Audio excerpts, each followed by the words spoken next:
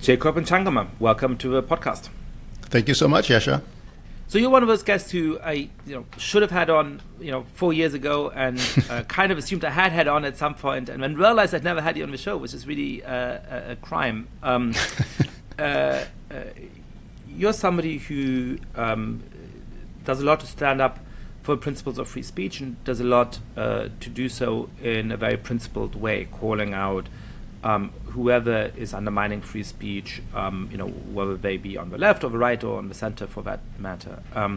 How do you think, having written a history of free speech that I want to get into in greater detail later in the conversation, the state of free speech is faring at the moment? How are we doing compared to most of the history of mankind, but also how are we doing to, say, 20 years ago? Compared to most of the history of mankind, we're obviously doing really well in the sense that we have constitutional protections, we have international human rights norms, and not least, we have communications technology that allows you and me to have a conversation in real time without censorship, even though we're on different continents.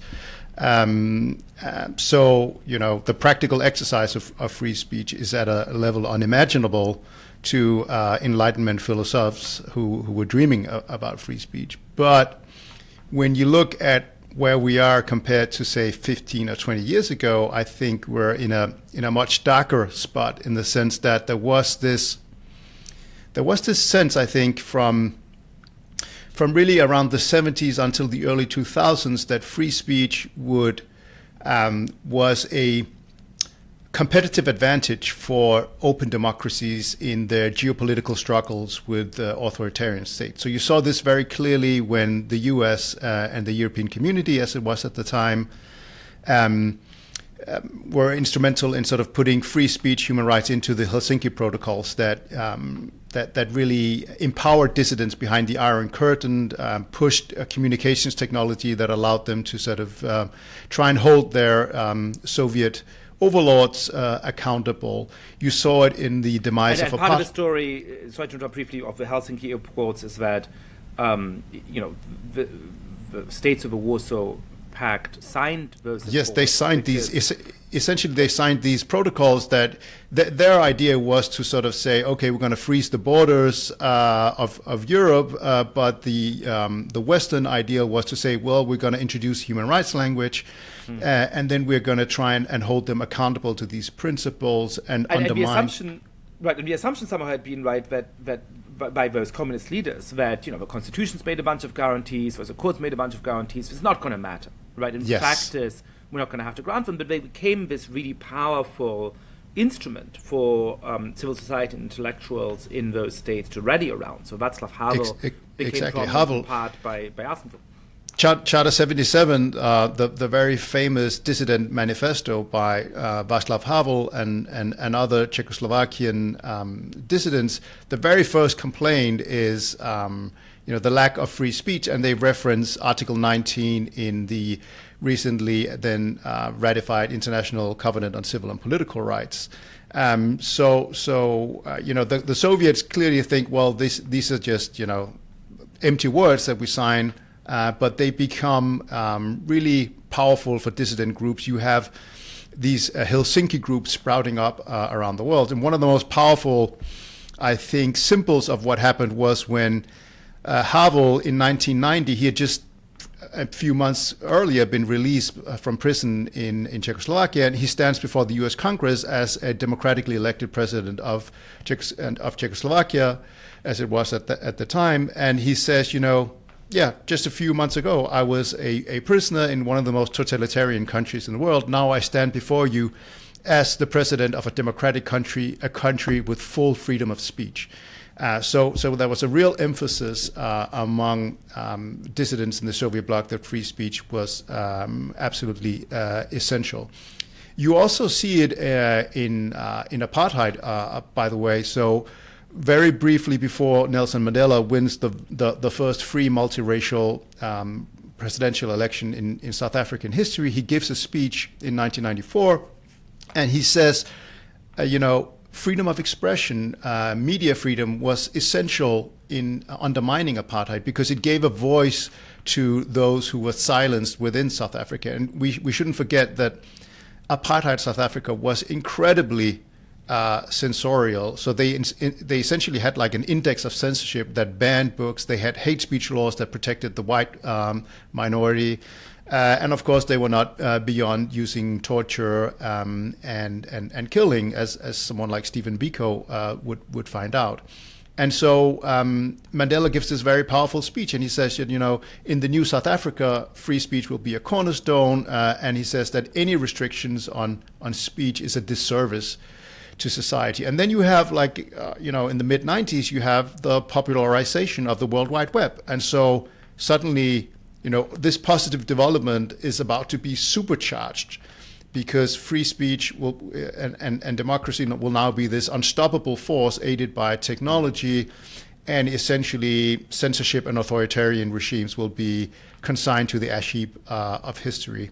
And it's really interesting that at the moment of this rise of the internet, the idea of its promise is deeply bound up with the idea of free speech. So yes. I've mentioned a couple of times on the podcast, but if we go back to the 1990s, all of the assumptions about it are that it's going to not just liberalize the world, democratize the world, but also make identity kind of less important in a certain way, right? That suddenly I'm going to be able to speak to somebody who shares my interests in Nigeria or in Korea or in Peru, and I'll realize that some of the prejudices I may have had about people in other countries, or just the lack of knowledge I have about them, crumbles away, because whereas it would have cost tens of dollars per minute to speak to them on the phone previously, now I can do that for free over the internet. And of course it turns out that the effect of the internet in many ways goes in the opposite direction, that what people tend to do is to congregate with those who are most like them, and often to reinforce sort of each other's preconceptions about each other. But what's perhaps less explored is the way in which the internet changes views about free speech. Again, in the 90s, we might have thought the internet is going to show us how wonderful free speech is and how important that is and what a liberatory force it is. And I think we may have thought that the consensus would be even less censorship, even more embrace of free speech. But what's actually happened is that the forces that the internet kind of inspired have so scared people that the consensus about free speech, I think you're about to tell us, has become a lot more cautious in the last 30 years, and not on the political extremes where we might have expected it, not on the deeply conservative right or the deeply whatever post-communist left, but actually in much of a political center as well. Yeah, definitely, and it's a gradual process. So the animating spirit of the World Wide Web is this famous manifesto by John Perry Barlow called The Declaration of Independence of Cyberspace. And it has this very techno-utopian vision of what the internet can do. There'll be no state, no corporate entity has any power to censor anyone. Anyone is free to speak with anyone at any time. And I think this, there's when Bill Clinton sort of gets an okay to enter into negotiations about getting China into the WTO, the World Trade Organization, he gives this speech, which I think also epitomizes the view at the time. He says, I know that the Chinese are trying to censor the internet. And he says, well, that's like nailing Jello to a wall. And he sort of laughs and says, well, good luck with that. So the assumption is that it'll be impossible for a country like China to impose censorship, ideological conformity, and I think China has had the last laugh so far. I think the real change, even up to the Arab Spring, the uprisings in Tunisia, Egypt, and so on, I think the internet was still seen, at least in democracies, largely as a force for good, something which allowed ordinary people to circumvent official propaganda and censorship, and we saw that helped mobilize masses, put them out in the streets, and topple dictators, well-entrenched dictators who had been in power for decades. And it's easy to forget how quickly that consensus changed. Yes. So I was teaching a class when it's sort of my first job out of graduate school. I was a preceptor in expository writing at Harvard, and teaching was kind of first year class, which was on a substantive topic, but was also meant to teach incoming students how to write. It was actually one of the most rewarding teaching positions I've held. But the topic I chose was democracy in the digital age. And at the time, I always tried to push against the grain of my students' preconceptions. And at the time, my students completely assumed that the internet was, of course, an unalloyed force for good in the world and was going to democratize it, was going to bring good American values everywhere in the world. And I saw my job in the course, beyond teaching students writing, as being to help students challenge those preconceptions and perhaps think a little bit more critically about some of the negative consequences that the internet might also have. Not because I was so deeply convinced of those, but because I thought that the debate was so one-sidedly in the other direction. Now, I think if you taught that course today, the assumption you would have to challenge, the grain against which you would have to go, is the exact opposite one. We've made a 180-degree turn in our thinking about this in about 10 years.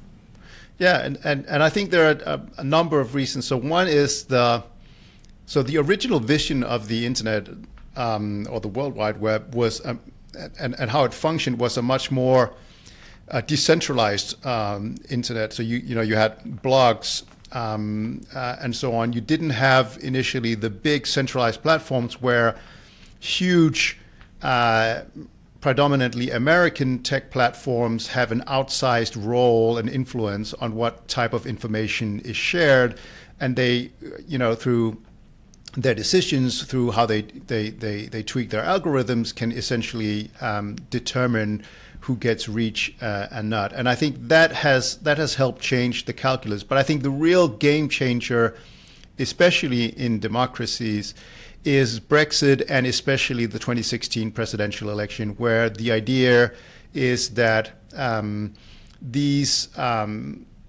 huge momentous events that sort of signal a shift in liberal democracies have come about through disinformation campaigns, through lies that pander to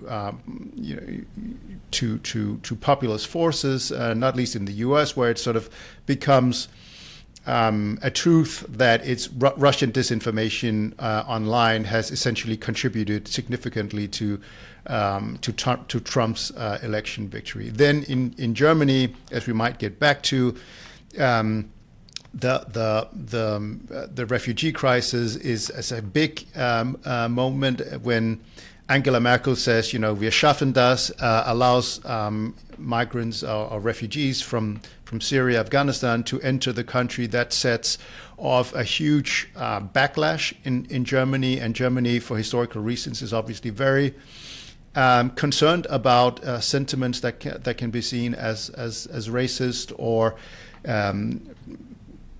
demonizing minorities, and that sets in motion regulation in Europe to try and clamp down on the internet. And that changes the institutionalist perception of what social media and the online sphere is. Suddenly, it's no longer this force for good that it spreads democracy to the rest of the world. Instead, it's become sort of a Trojan horse for anti-democratic forces, both inside and outside the country, to erode democracy and its values from within. I'm really enjoying us tracing this kind of recent or contemporary history of thinking about free speech, and the way you tell it is very plausible to me. I just remembered a moment where I was probably for the first time in my life speaking at the Aspen Ideas Festival. It must have been the summer of 2017. Perhaps it was the summer of 2018, but I believe it would have been the summer of 2017. And there was a presentation by somebody from Facebook, as it was then still called, speaking about public policy and Facebook and so on. And I remember him coming into this crowd that I think in previous years would have thought instinctively of the big tech companies as these great innovative entities that are making the world better. He was announcing a few things they were doing to address some of the concerns that had started to arise about Russian influence and about disinformation. He wasn't coming into the conversation completely naive. I think he assumed that there would be a somewhat critical reception But the mood in that room was just so icy and so hostile, and you could really see this representative of Facebook being completely rattled by it. It was just a completely different reception from the one that they had clearly gotten on previous occasions when they spoke to those kinds of crowds, as I'm sure they had done many times. So you can really locate that moment. And that then gives rise to these concerns about disinformation and misinformation. I want to make sure that we get into those terms a little bit later in the conversation. But we've been talking about ideas and attitudes so far, right? And certainly I think it's obvious that attitudes towards those tech companies, towards the idea of free speech have changed a lot in the last decade. What about the actual laws on the ground, and what about the actual application of those laws? So J.D. Vance recently gave a famous, perhaps infamous speech at the Munich Security Conference, in which one of his big complaints, one of the things which he was upbraiding European countries, was that they were not actually honoring free speech, that somebody had been arrested in the United Kingdom for holding a silent prayer about fetuses being aborted. Somebody had been visited by the police in Germany for posting negatively about politicians in the then governing coalition and so on. How accurate is it that European laws on free speech are now quite restrictive? In what ways are they restrictive, and to what extent is that different from how those laws operated 20 years ago? Yeah, I think Vance had a very important point. It is true that Europe restricts free speech. It's true that elitist attitudes in Europe have become much more concerned, fearful of the masses, if you like. Maybe we can get back to why I think Vance's speech was still a missed opportunity and also quite hypocritical, as I wrote in a magazine called Persuasion recently. So it sounds like a terrible magazine. Yeah, it is. But I had to work with what I had. And that Vance works for an administration which has launched an assault on free speech itself. But be that as it may, I think he's absolutely right. So we talked about the German response to backlash against the influx of refugees, and where already you saw the AfD, I think, getting significant support on the basis of that. And the first attempt was to sort of say we need social media platforms to sign up to a voluntary code of conduct where they remove illegal hate speech. Then the government decided it was not happy with that, so it adopted the so-called NetzDG, the Network Enforcement Act, in 2017, which essentially said that if you were an online network with 2 million users, monthly users, I think, you had to remove manifestly illegal content within 24 hours or risk fines of up to 50 million euros. On top of that, Germany in particular has been increasingly aggressive about also going after the individual person. So it's not enough to just use the social media networks as choke points where you can say, well, we need you to be essentially the privatized censors of the government. You need to remove content, ideally before it even is visible to people. We're also going to go after the people who post these kinds of things. And so New York Times documented in 2021 how there were thousands of cases where German police will show up in dawn raids, demand access to an apartment where someone somewhere has written something that is contrary to German law. And German law, when it comes to speech crimes, is pretty expansive. So it can be anything from public insults against politicians to a plethora of hate speech. It can be the use of banned symbols, which is also a growing list. And so thousands of Germans have had this experience where the police will show up in dawn raids, confiscate their devices, their means of communication. Typically, they will not go to prison. It will take something quite draconian or repeat offenses, but they will get a fine. And of course, the chilling effect of having the police show up, wake you out of bed, confiscate your devices, and then you have to show up in court where you'll be sentenced is quite alarming. And so that's Germany. I think Germany is the country that has gone the furthest. France, though, is also, I think, a problematic case. So we all remember the attack on Charlie Hebdo in 2015. Now, the response of the French government to that was initially very good. Hollande, the president at the time, was very firm in standing up for the rights of cartoonists. The tradition of Republican secularism that animates France, and so has Macron after the murder of Samuel Paty, this teacher who showed cartoons in his classroom and who was beheaded by jihadists 5 years ago. But at the same time, the French response has been to say, well, yes, we're going to defend the right to blaspheme, but we're going to crack down on hate speech. We're going to crack down on what they call apology of terrorism. So anyone saying something which is not inciting terrorism, but might be sort of condoning terrorism. And so in France, you also have hundreds of cases of people being visited by the police, being arrested, some being put in prison for these statements. In fact, under Emmanuel Macron, and this was correct as of 11th November, I think, 2023, 34 civil society organizations have been banned by decree. And when I say decree, it's signed by the president, the minister of interior, and the prime minister. Only one of those had been overturned by Conseil d'État, the highest administrative court. And so these are organizations, for instance, some of them are Muslim organizations where the government says, well, you're calling the French state anti-Muslim. You're accusing the French state of being anti-Muslim, of systematically subjecting the rights of Muslims.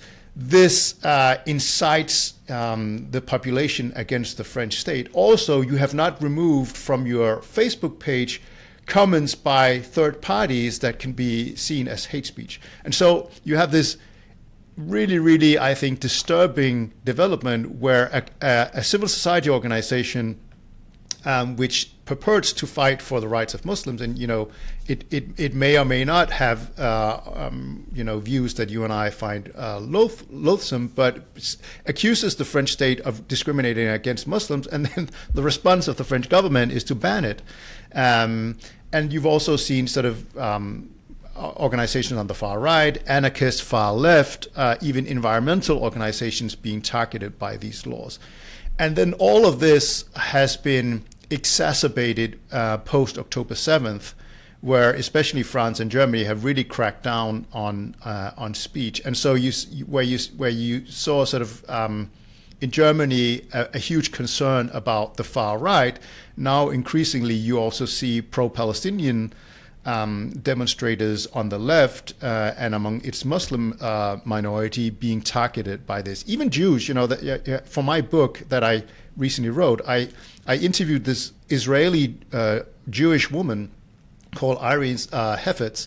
On 4 occasions, she's been arrested for protesting in Neukölln in Berlin, this sort of multicultural neighborhood, with a banner which says something like, as an Israeli Jew, stop the genocide in Gaza. And of course, you can agree or disagree whether Israel's actions amount to a genocide, but that's a political statement. And she's been arrested or detained on charges of hate speech, not prosecuted. But I think that says something about the state of free speech in Europe currently. So let me make a point and ask a question. The point is an obvious one, and I make it whenever I speak about free speech, but it's an important one, which is that the people who want to defend restrictions on free speech nearly always assume that it's going to favor them politically. Yes. And I think they nearly always are short-sighted about that. That's obviously true for some of the voices that have been most active trying to restrict free speech in the United States over the last decades, which is the kind of campus left, which is progressives on campus. And it usually has an immediate reason for that assumption, right? If you're on a US campus in 2025, if you were on a US campus in 2010, you could assume that the kind of speech codes that would be written would in fact favor you if you're a progressive activist, because these are spaces that are very left-leaning, and the administrators are likely left-leaning, and so it's probably true that we're going to be much more lenient towards views that code is left-wing than towards views that code is right-wing.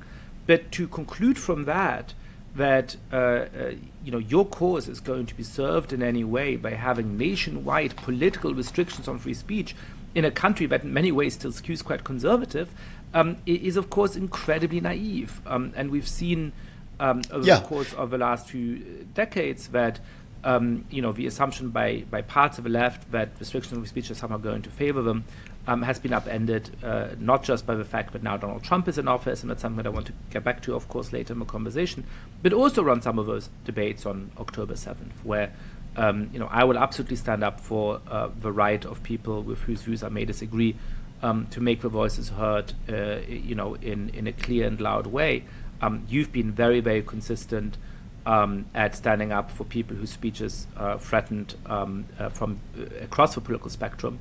Some organizations that are often criticized for not doing that, like FIRE, I think do it very consistently as well. Nearly every time that FIRE is criticized on social media for not having condemned some restriction of free speech that comes more from the right, there's a tweet from FIRE in which they condemn that very restriction earlier in the day.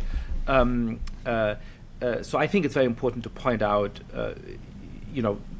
the way in which activists who want to advance restrictions on free speech because they think it's going to serve their goals often turn out to be mistaken. But I also have a question for you, Jacob, and perhaps it's a collective self-therapy question. So you were born and raised, I believe, in Denmark. Have been an activist for free speech there for a long time, have now relatively recently moved to the United States, and clearly defend a conception of free speech that in today's context is seen as more American, a more absolute defense of free speech based on something like what the First Amendment is in the United States. And I, of course, was born and raised in Germany, lived in Europe until my early mid-20s when I came to the United States for grad school and my PhD. This is one of the areas in my life today where I feel the biggest cultural difference between where I come from and where I live. Perhaps guns is another issue in a different kind of way. There's like a few things, right? But really it is on the topic of free speech that the basic background assumption of most people I speak to in Europe are so different from the basic background assumption of most people who are in the United States. So why is it that we've ended up, you and me, with this more American conception of free speech? And what's the best case for it, right? I mean, to those who may be listening from a more European context, where the need for some restrictions on free speech today just seems like an obvious thing. I mean, you're kind of a really politically exotic in Europe if you think that this is a problem. And you're suspected of secretly, really sympathizing with the far right, because those are the only people who tend to complain about it. So, if you are for a more fundamental freedom of free speech, it must be that, you just want to be able to say terrible things on the internet. Why, being so immersed in both the European culture of free speech, or the lack of it, and the American culture of free speech, have you ended up, as I read you, closer to the American side of it? And what do you think is the best case for? What's the explanation for that divergence, and what's the best case for the position that you hold? Yeah, no, you're absolutely right. I was in Brussels a month ago at a at a conference with a lot of very important people, and I was cast as sort of the person to defend an American conception of free speech, and I was almost hissed off stage and called a liar by an MEP, a German MEP from the Greens, when I reminded her that Robert Habeck, the vice chancellor of her party, had gotten several people in trouble for posting memes about him online. But it was not a the very two leaders pleasant. of the Green Party in Germany, Habeck and I don't know Baerbock, have reported hundreds of people to the police for postings on social media, and while in high office, while this is including really innocent memes from like calling him a professional idiot or like a poop emoji, stuff like that. Imagine if Donald Trump was able to prosecute every person who had called him something unflattering. That would be a lot of Americans getting knocks on their doors. So how long have we got to explain the differences? I think we got depends time. on where you want audience. Yeah. Well, okay. So let me sketch out two contrasting positions on free speech that go all the way back to ancient times. So I have this thesis in my book that you have an elitist conception of free speech and an egalitarian conception of free speech. And the egalitarian conception of free speech essentially has its roots in the ancient Athenian democracy, where all freeborn male citizens had a right to speak and participate in political discussions. But more broadly, you had this idea of parousia, meaning fearless or uninhibited speech, which was accorded to everyone, even foreigners. So Aristotle could set up shop in Athens and speak freely, and the Athenian conception of speech was very I think derived from the focus on freedom and equality. And so you also see it, if you Pericles' funeral oration is a good example to see sort of the importance of free speech. You also see it in Herodotus when he accounts for why were the Athenians great and how could they defeat the Persians. Well, it started with their equality of speech. Then you have the Roman Republic and its conception of free speech, which was much more elitist. So they valued free speech, but unlike the Athenians, they didn't have a particular conception of free speech. And it was very much, so if you were in a Roman assembly, the ordinary citizens there did not have a right to address it. They didn't have a right to speak. They could just vote in favor or against whatever was put before them by the magistrate. So it was the elite who was to enjoy free speech on behalf of the masses. And you see that clearly in some of the writings by Cicero, for instance, where he says, one of the reasons why the Greeks, the Athenians' power diminished was because they allowed, the unwashed mob into to the halls of power where they could make decisions. And these conceptions of free speech have been in tension ever since. And you see conflicts about them sort of flare up every time the public sphere is expanded through new communications technology or when previously marginalized voices are given a voice in affairs. And so I think, it's a perfect analogy for what we're going through in the digital age, in the sense that the traditional gatekeepers have had their positions challenged, and suddenly you have the unwashed mob have a direct voice in the digital sphere. And so if you have a clash between egalitarian and elitist free speech, and I think in Europe, in general, just help me draw out the relevance for today. Do I hear you rightly that you've only been in the United States for a year or two, but you've already started calling Europeans elitists and saying that their conception of free speech is the relatively elitist one? Is that right? Yes, I think that is right. So essentially, I think the European one is where where we feel most comfortable in saying yes, free speech is a really important value, but in some ways, and I want to be a little bit provocative here, it's more of a privilege than the way the Americans see it. The Americans see it as an absolutely fundamental natural right.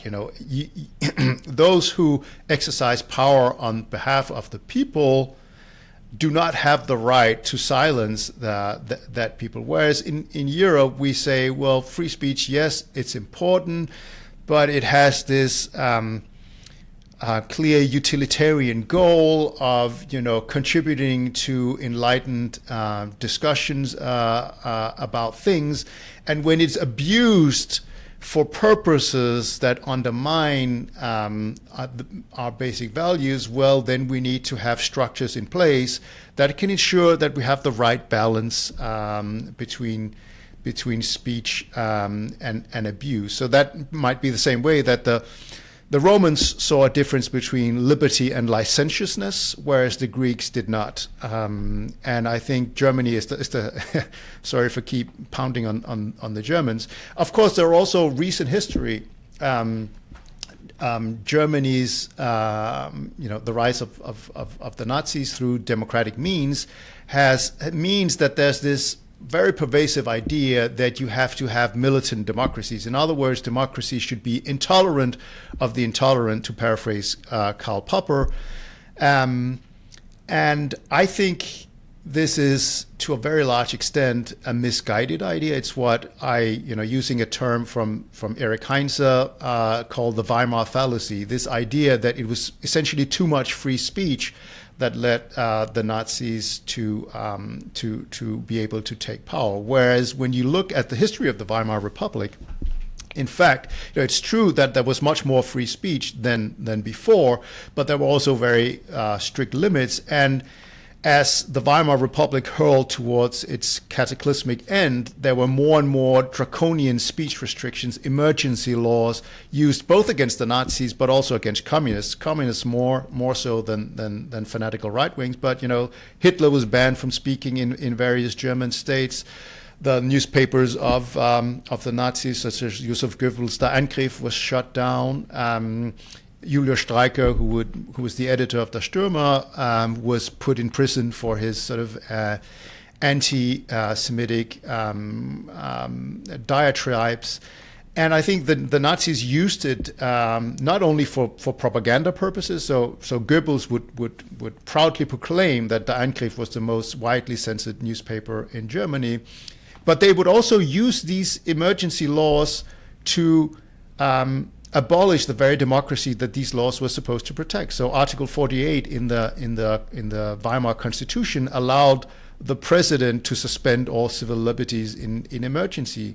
And so what happens after the Reichstag fire is that Hitler leans on President Hindenburg to sign this decree. And so with the stroke of a pen, all civil liberties are done away with in Germany, and the Nazis can essentially purge all their opponents, censor all newspapers, using the legitimacy of laws passed by a democracy to protect itself. Now, I don't want to suggest here. I just want to make this clear. You cannot obviously look at the collapse of the Weimar Republic through the narrow lens of free speech and censorship. There are a lot of more important factors in play. But I just want to say, if you're trying to make the argument that restricting free speech of totalitarian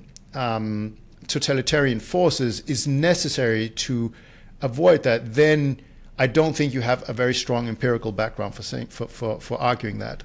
You're making a negative argument, right? The people on the other side of the argument are saying it's because they allowed free speech that the Nazis were able to rise, and you're saying that is far too narrow a way of understanding why the Weimar Republic fell. There's 10 other factors as well. Yeah. But even insofar as you look at that factor, even so, I think gone in the other direction of what you said. I mean, one way in which I think Ian. Good.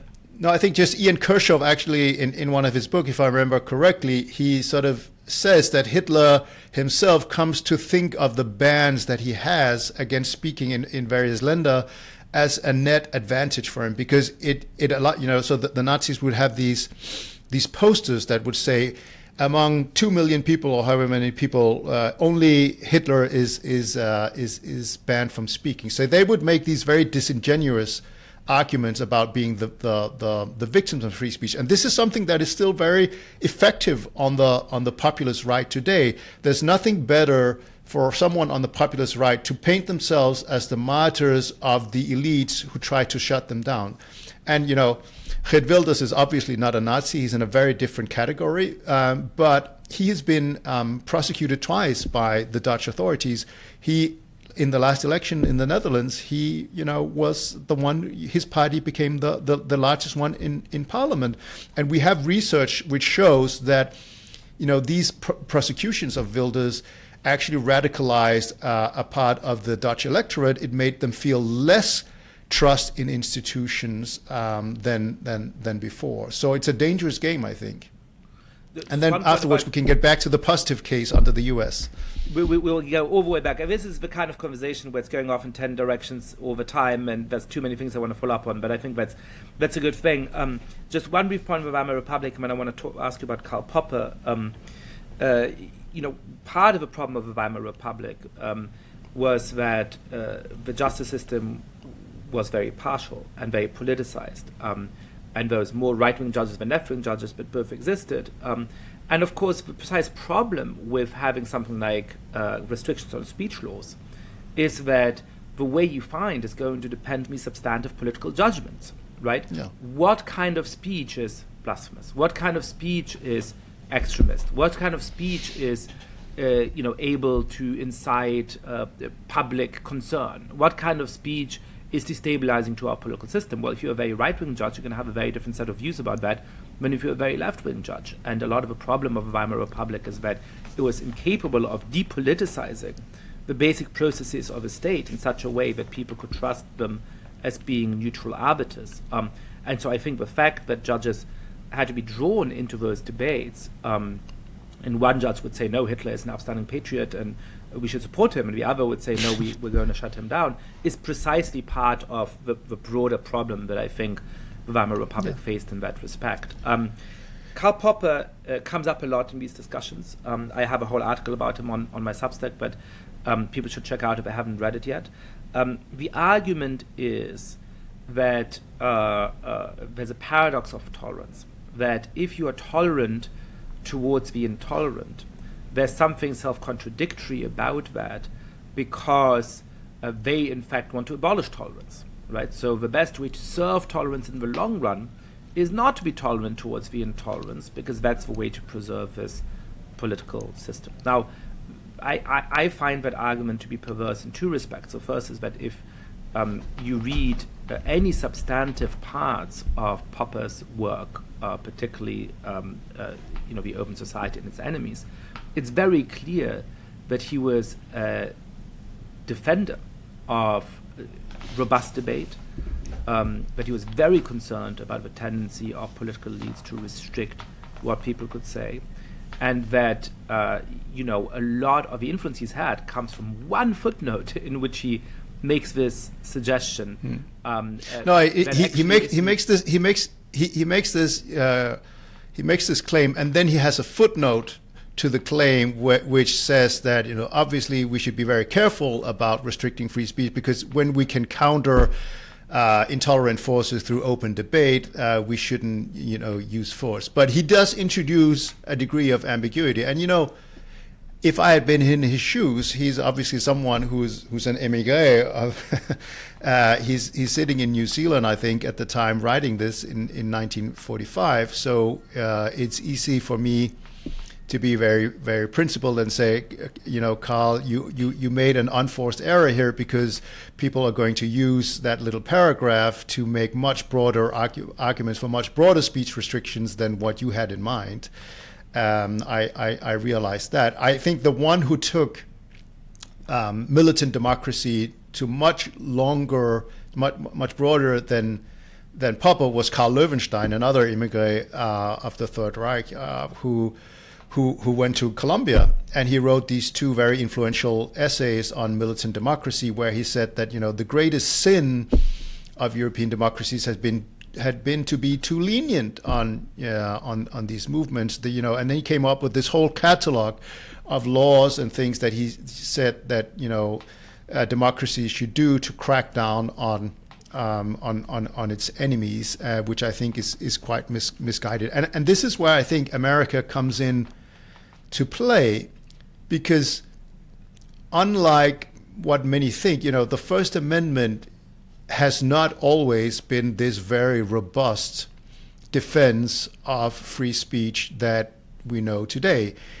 So there was a time where it didn't even apply to the states. It only applied to the federal government. You have to get into sort of the 1920s, I think, before it was even applied to the states, and which means that for a very long time, if you in the 1830s, if you were to spread abolitionist ideals in the South, that would be punishable in some states by death.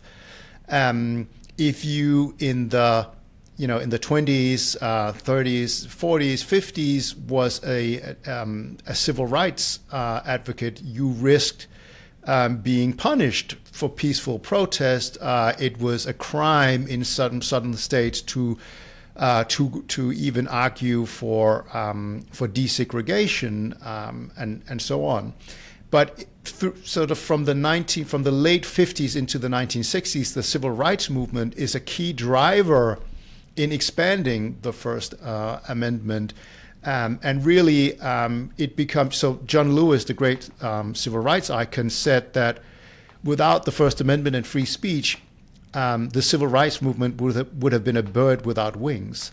And it's quite instrumental, I think, or instructive to think, a case that if you're a civil libertarian, you love, but if you're into elitist free speech, you hate, is the Brandenburg versus Ohio case from 1969. It's one that really cements the very high threshold for under the First Amendment before you can prohibit speech. So it's basically this Ku Klux Klan leader who, before cameras and sort of with armed people and in KKK regalia, basically says, well, if the government doesn't do anything about the blacks and the Jews, using other terms, well, we'll just take the law into our own hands. And he's sort of punished under an Ohio law, but the Supreme Court in a 9-0 decision says, well, no, you can only punish if there's incitement to imminent lawless action that's also likely to occur. And one of the justices in that case was Thurgood Marshall, the very first black Supreme Court justice, who for a very long time had also brought cases before the Supreme Court. And he realized, exactly as you said before, Yascha, if you're a minority and you're relying on speech restrictions to further your cause, you're playing a very, very dangerous game, because you're only ever a political majority away from being the target rather than the beneficiary of these restrictions. And so you need principled free speech to empower you to be able to speak truth to power. And that's the animating spirit of what the First Amendment means to me, at least. So Steelman this argument against what I imagine the response of my many smart European listeners is going to be, right? They're going to say, look, okay, that sounds fine in principle, but we're in this situation where these right-wing populists are rising. There's some amount of political violence. We have societies that are diversifying, and many members of minority groups feel very, very vulnerable. If we allow this to run amok, it's going to victimize people. It's going to strengthen those political forces that mean ill to our democracy. Don't we need to listen to people like, they would say Popper, for I think they would cite him wrongly, they would cite Löwenstein. Don't we need a militant democracy in order to preserve our democratic institutions? Otherwise, aren't we just a lamb looking at the wolf that's about to eat us for dinner and inviting him in? Well, how has it gone in Germany with an increasing raft of speech restrictions? Has it stopped the AfD from growing? Has it stopped, so for my book, I looked at the Office for the Protection of the Constitution in Germany, which publishes very, very detailed statistics on radicalization and political violence and so on. And so 2019 was a bit of a horrific year in Germany with lots of neo-Nazis killings and so on. And that came after the NetzGG had been put into place to fight online hate speech. And every year since then, there's been a rise in the number of right-wing extremists, and also a rise in the number of right-wing extremists who are willing to use violence, according to these statistics. So it seems to me that this approach is not actually working. You see the same thing, in France. The far right has not had its wind taken out of its sail by cracking down on free speech. And when it comes to minority groups, it's really so. One of the reasons that got me into free speech was the whole cartoon affairs in Denmark. And the argument there from Muslim groups and others was that, well, these cartoons of the Prophet Muhammad was punching down on a vulnerable minority, and so we need restrictions on free speech. Well, guess what happened after October 7th? Who are the most likely minority group to be punished for speech? It's Muslims who are protesting against Israel. And, there's certainly been anti-Semitism among some of those demonstrations, but even, a speech that does not veer into outright anti-Semitism risks being targeted now in European democracies. So that's a perfect example of a minority saying, hey, we want special speech protections, and then it's going to come back and bite them. The same you could say for the left. Hey, in Germany, we need to crack down on the far right. But then, if you're on the left and you're against Israel's actions in Gaza, you're suddenly being arrested, or you have a whole conference, including a former Greek foreign minister just being shut down by police. I was interviewing this German lawyer who represents a lot of left-leaning clients, and he was at this conference, this Palestina Congress in Berlin, which was shut down by police, and he was with a Russian LGBT activist, and he says this Russian LGBT activist said, "Yeah, I recognize this scene. This is what happens in Moscow when we're trying to hold, LGBT arrangements." And again, I'm not saying, obviously Germany has political pluralism. You've just had a free and fair election. Political opponents don't have to watch over their tea or fear falling out of windows. You don't have political prisoners. But it suggests to me that this idea being wedded to militant democracy tends not to work. And it's also where do you draw the line? What if the AfD at the next election becomes the dominant party? Then all the restrictions that you put in place could potentially be used by the AfD. And I'm not an expert on the AfD, but my sense of European far-right populist political parties is that they talk a lot about free speech, but they're not very principled about it. Free speech mostly means their right to say what they want that governments don't like, but it's not. They will not defend the right of their opponents, and they might actually be more willing to use speech restrictions than the governments who are in place, who do feel a need to balance free speech. So two thoughts here. One is that one of the things that those who call for restrictions on free speech tend to get wrong, I think, is just the structural analysis of who makes decisions about free speech. And it is a very strange feature of the debate about free speech over the last couple of decades that restrictions on free speech are often advocated genuinely, I think in good faith, by people who think this is the way to help vulnerable minorities in pluralistic societies. But by definition, who's going to be making decisions about what kind of speech falls under the purview of legitimate or at least permissible speech and what kind of speech can be censored? Well, it's going to be people with a lot of power, right? Yeah. Either it's going to be judges and politicians if the restriction on the speech is straightforwardly political, or it's going to be CEOs and affluent employees of social media companies if it's left in private hands. And so to think that in some structural, systematic, long-term way, they are going to always be on the side of the most vulnerable people in society is, I think, incredibly naive.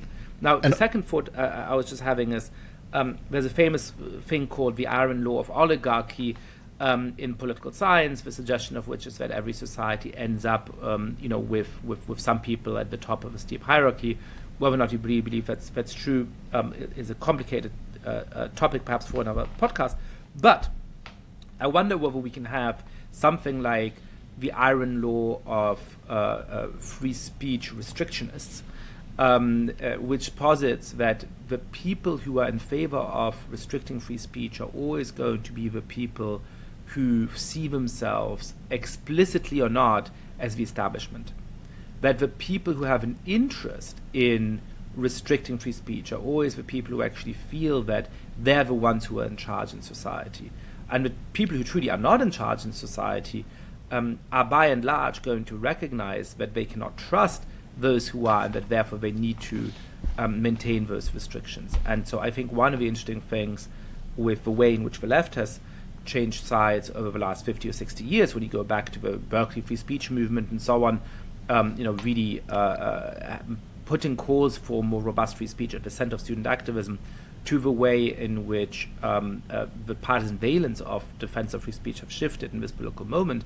A good part of that is a shift in who is in power and who is part of the establishment. So perhaps we can have a second, not quite iron law to add here. Now, one of the ways in which we're seeing how naive these assumptions were is when you see the right coming to power. That's certainly the case when the right comes to power in places like India or Hungary, where Narendra Modi and Viktor Orban have started to restrict free speech significantly. It is, to return to an earlier thing that you hinted at, potentially also the case in the United States as the Trump administration is taking office. So tell us a little bit about that threat to free speech globally, and particularly why it is that earlier on you intimated that Vance, while according to you had a good point in criticizing Europeans and some of their practices, was hypocritical based on some of the actions that his administration is starting to take in the United States. Yeah. Just first of all, even if you were vulnerable and persecuted group at one point, it doesn't mean that once you're in power, you will you will be principled. So, Stalin was in exile, I think, in Siberia 6 or 7 times. Lenin was chased around. Socialists were hounded across Europe. What happened when they came into power? Well, they established a brutal dictatorship where censorship was part and parcel of it. Christianity was a persecuted Jewish cult. When it became the state religion of the Roman Empire, it instituted mass censorship on an unprecedented scale. So this is like not a new phenomenon that whoever comes into power tends to want to consolidate that power by restricting speech. But so you're absolutely right to point out that Hungary was an example. Modi, I think, is a very deeply disturbing example. If we accept this image of India as a democratic swing state, then Modi has certainly, at least when it comes to free speech, swung it towards an illiberal conception of democracy with a lot of laws that target free speech, journalism, social media, and so on. And again, when it comes to the U.S., well, Donald Trump is suing his opponents. He has put in place people in the bureaucracy. So the new chairman of the Federal Communications Commission, the FCC, is going after networks in ways that our previous FCCs would not, basically for their editorial decisions for airing news segments that are critical of Donald Trump or that Donald Trump didn't like. And it was interesting to see Vance, I think, was criticizing Sweden for prosecuting someone who had burned a Quran. And I agreed with him on that, especially since a person who had burned a Quran was also killed by likely a jihadist. But then at the same time, Donald Trump has said that he wants people who burn the American flag to be imprisoned for 1 year and foreigners to be deported. And then when Vance was asked about this, he said, well, when I worry about restrictions on free speech, I'm not worrying about people who burn the American flag. That's a very important national symbol. What I'm worrying about is then, all these ideas that he didn't like. And so that's just a perfect example of the selectiveness. I think another thing, which, and you might not, it's not a restriction of free speech as such, but I think there's a very clear, at least to me, in the way that the government has suspended funding for various groups that work for press freedom, that work with dissidents in authoritarian countries. I think that means that the U.S. is retreating from the role that it played, for instance, during the Helsinki process, the way that it was a champion for internet freedom in the 90s, in the 2000s. And this comes at a time where, if you look at Xi Jinping, his obsession is to restrict free speech. Any challenge to core socialist values needs to be absolutely purged from within China. There's this famous document 9 that was leaked from 2013, and it's just a laundry list of all the falsehoods and bad ideas that Xi wants to be purged, especially online. In Russia, the persecution now under Putin has exceeded that of post-Stalinist Soviet Union. So in other words, more people are being persecuted for speech under Putin than during the post-Stalin Soviet Union. So the U.S. is not only sort of compromising the First Amendment under Donald Trump, it seems, but it's also retreating from being sort of the backbone of principled free speech at the global level at a time where authoritarian states are trying very hard to rewrite international norms and make authoritarianism fancy again, and something that should be unchallenged. And I think that is likely to have huge consequences for the state of free speech going forward. And this is, again, the tragedy of Europe, because let's just imagine that Europe was able to step up. Well, it doesn't provide this compelling defense of free speech. It provides a conception of free speech that is very malleable to authoritarian states. So you see that again and again when Germany adopted its NetzDG. Well, Russia did the same. All these other states did the same. They did it in bad faith. They implemented it in ways without the safeguards that you have in Germany. But they could basically say, well, you're doing this in Germany, so why shouldn't we be doing it the same? You see it right now in Bangladesh and Pakistan, where these social media regulations are being put in place that reference the Digital Services Act, the European Union's attempt at platform regulation. They're saying, well, we're just doing the same thing. So I think we face a very perilous time for global free speech, and one where dissidents are being left alone, being abandoned essentially by democracies. So I think you've explained nicely how some of what the Trump administration is doing on free speech is hypocritical. The part of Trump's lawsuits that particularly shocked me, I think some of them are more defensible, was the one that he's at least threatened against Ann Seltzer, the Iowa pollster who published a poll. In previous cycles, she had published polls that were very different from what was the consensus in polling in Trump's favor.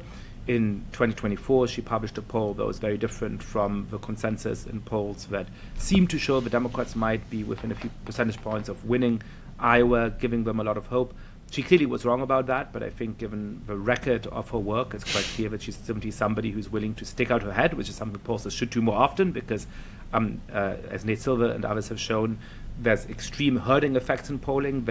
All these polling companies are so afraid of having an outlier that it's going to make them look bad, that they make the polls look more similar to each other than statistically it's plausible that they would. Clearly, Ann Seltzer got the wrong end of that in that particular circumstance, but to suggest that might be subject to criminal, to legal liability, that you may have to, pay damages to Donald Trump for having published a poll that has turned out to be inaccurate, is really quite chilling. On the other hand, of course, you might say, well, look, he's allowed to sue whoever he wants. It's very unlikely that that lawsuit will succeed. there are these robust protections for free speech in the United States with the First Amendment that don't exist elsewhere. The Supreme Court is conservative, but on free speech it doesn't seem likely to follow the line of the Trump administration. How seriously concerned should we be about free speech in the United States? We've seen in places like Hungary, and we are seeing in places like India, a lot of scope for free speech being restricted in societies that have historically had somewhat robust free speech, for less so than the United States. Do you think it's a realistic fear that by 2028, or perhaps if we have another Republican president after that, by 2032, journalists at the New York Times are going to be really nervous about what they write? Is that a realistic fear, or do you think that both the culture of free speech and the institutions protecting free speech are so robust in the United States that we don't have to worry about America going down the same path? How concerned should we be for what's around the historical corner? Well, I think there are two ways to look at it. You could argue that under the current Supreme Court, free speech has, probably never in the history of the world been enjoyed such robust legal protections.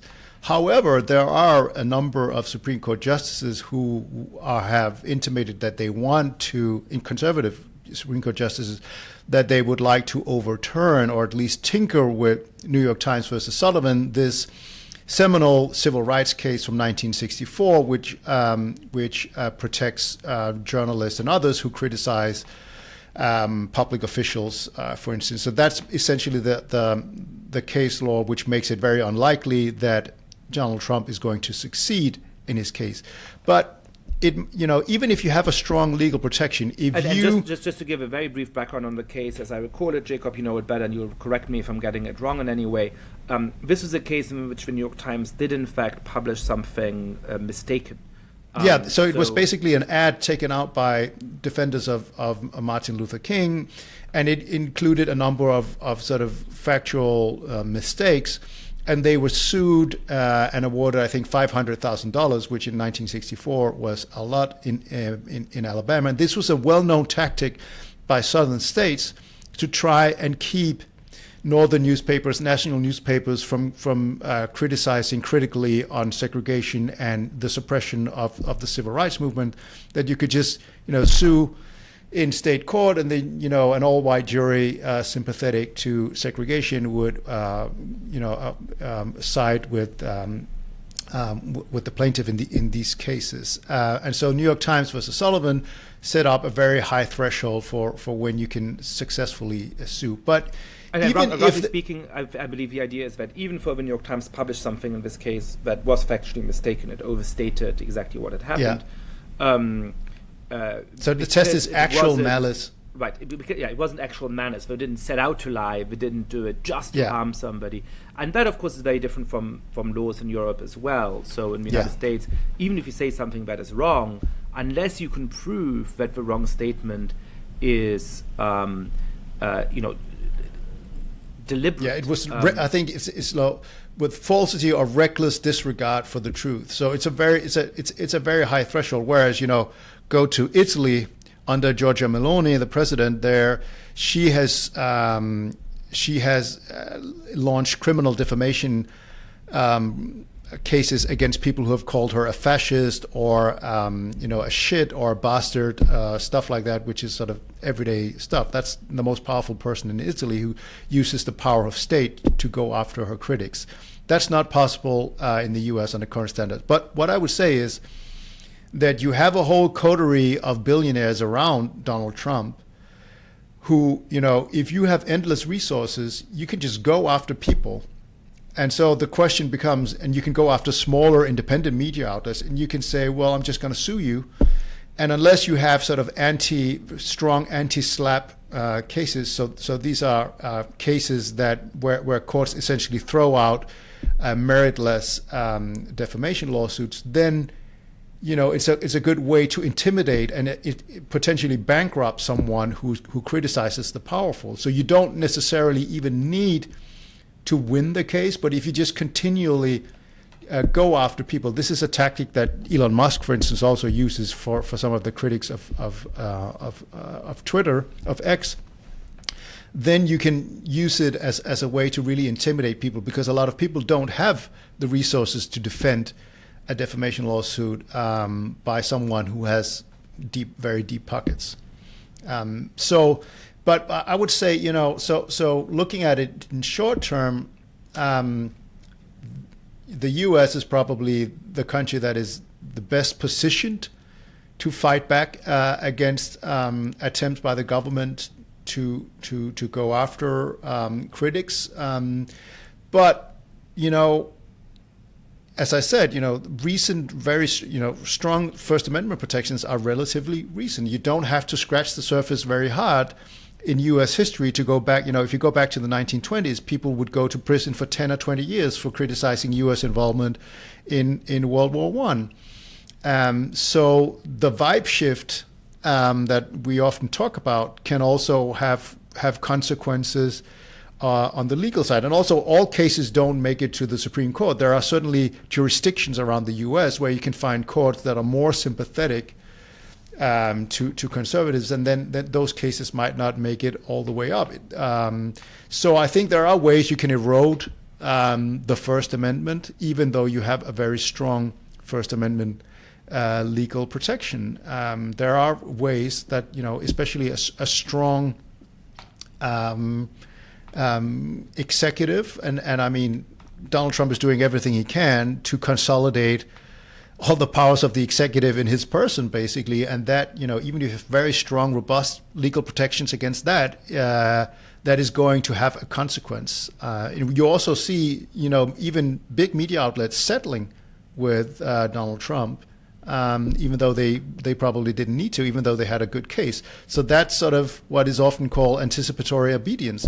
You don't want to slug it out with the most powerful man in the country. Maybe he has ways to influence your business other than outright speech restrictions, and so we have to worry about that, because ultimately, if the president is at the head of eroding not only legal protections, but the culture of free speech in the country, energizing a movement which craves for revenge, own the libs, not only through memes, but also through state power, then that is going to have, I think, detrimental consequences for free speech in this country. I'm going to change topics completely for the last piece of the conversation. There's a very interesting European political story that really hasn't gotten much attention outside of the country, that is centered on Denmark. And since you may be my first Danish guest on the podcast, or at least the first one in a long while, I thought I would take the opportunity to ask you about it. Across Europe, the left is in quite serious political trouble. We particularly see that the left, the Social Democratic, we particularly see that Social Democrats across Europe have really lost a lot of support. When I was first allowed to vote in a German election in 2002, when I was first old enough to vote, the Social Democratic Party, I looked this up recently, got 38.5% of the vote. In the German elections that just concluded, it got about 16% of the vote. So it has lost more than half of its support. Among workers in Germany, the SPD has fallen from being the traditional party representing voters and probably having a clear majority of its support in the 50s and 60s and 70s to being the fifth strongest party. There are 4 parties stronger than the Social Democrats among workers, working class people in Germany, which is really remarkable. And you see similar developments in many other countries.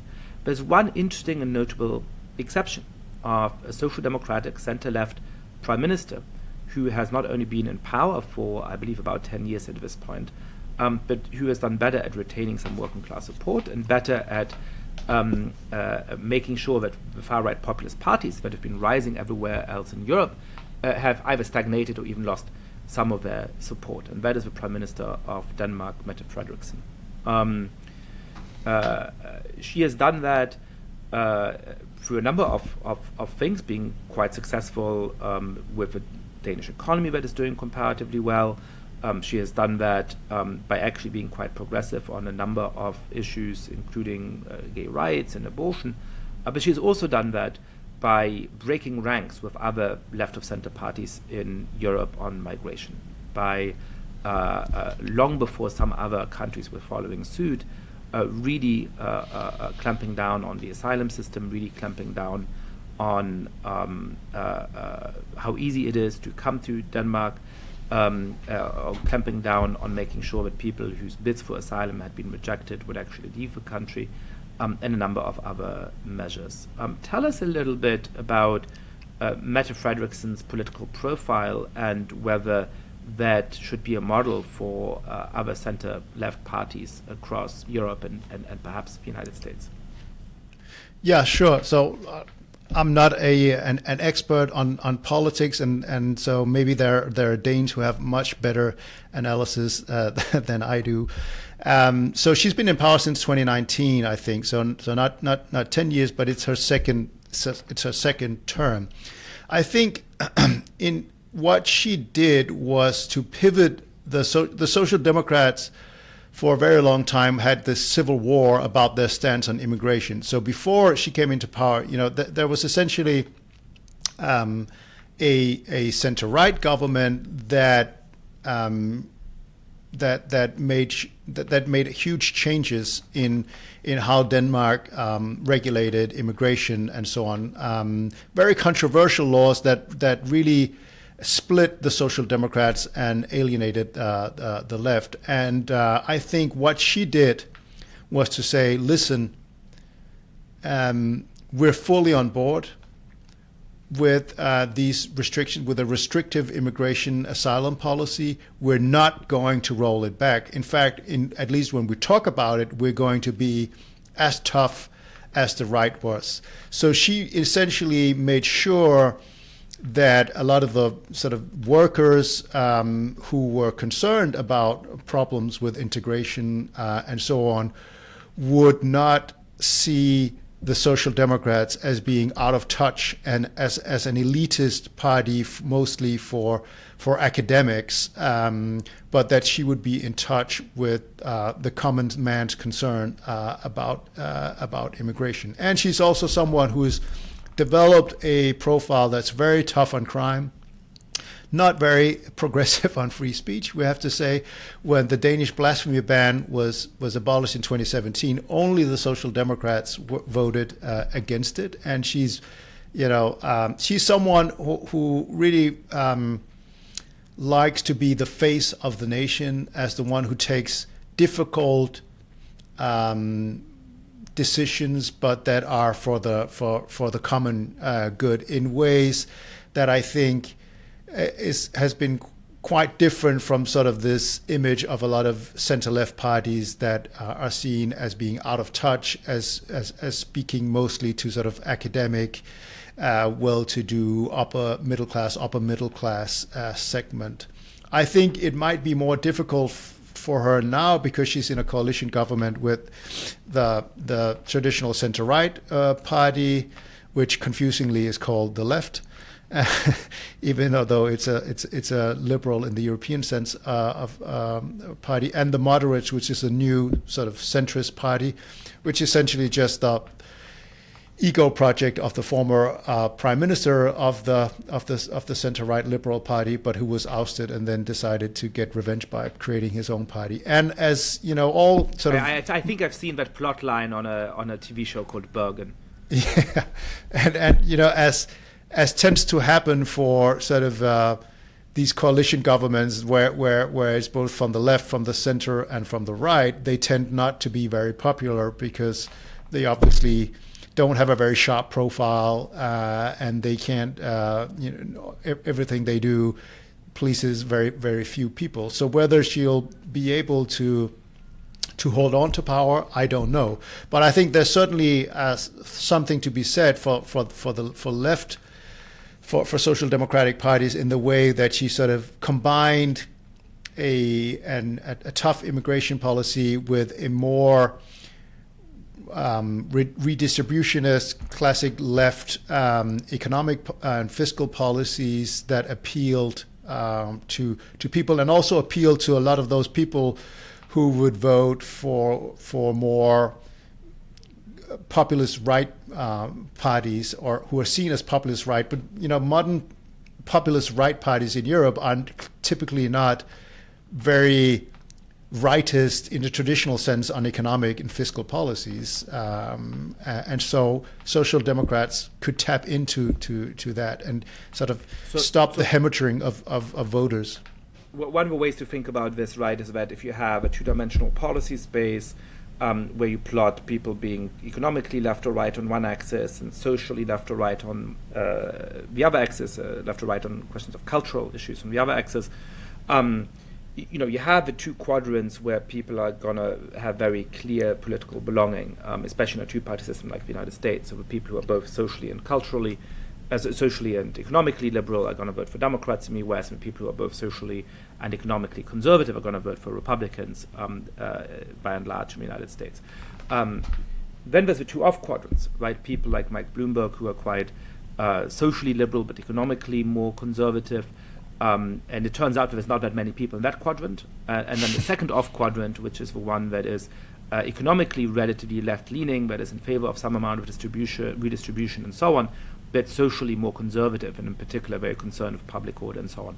It turns out that there's a lot more people in that off quadrant. When you look at Donald Trump in the United States, but also at parties like Marine Le Pen's Rassemblement National in France, and I'm imagining perhaps the People's Party in Denmark, they tend to really recruit voters from that quadrant. They appeal to voters who do want some amount of redistribution, who want to preserve a welfare state, but who want a lot more public order. And the people who are particularly likely to be in that quadrant is particularly the working class that has historically voted for social democratic parties. So I do think that it's important for those parties to try and compete for voters in that quadrant, because if they don't, then it's clear that those voters are going to go to the right-wing populists. And it's easier to do that in a sense in a system of proportional representation, because you can have other political parties that are left of center compete for the most socially liberal parties.